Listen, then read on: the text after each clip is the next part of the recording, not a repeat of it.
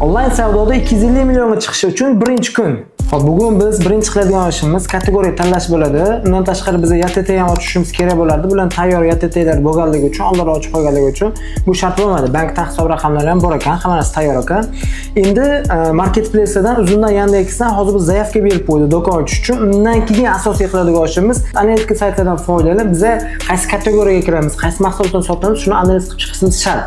Undan keyin biz o'sha mahsulot joylashtirishni boshlaymiz.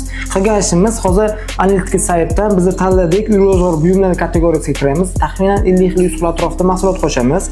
Kosmetika, parfumeriya, atirlarga kiramiz. Sohatga kiradigan bo'ldik. O'yinchoqlar. O'tgandan ko'proq ularga vazifa beraman. Taxminan kuniga 20 ta, 25 ta yoki 30 ta tovarni kartasiga qo'shib keladilar. Buni jarayonni ham biz bo'lishib boramiz. Ammo strategiyani qilganim bilan bosimga siz tayyor bo'lasizmi? Kunlik 25 tadan 50 tagacha ChatGPTdan foydalangan holatda mahsulot qo'shish kerak bo'ladi. Kollaboratsiya qilib. Tayyor. Kuzatishda davom etinglar. 3 kun ichida biz savdoga kiramiz. Ertaga qiladigan ishlarimiz mahsulotlarni Uzum Yandexga qo'shish bo'ladi.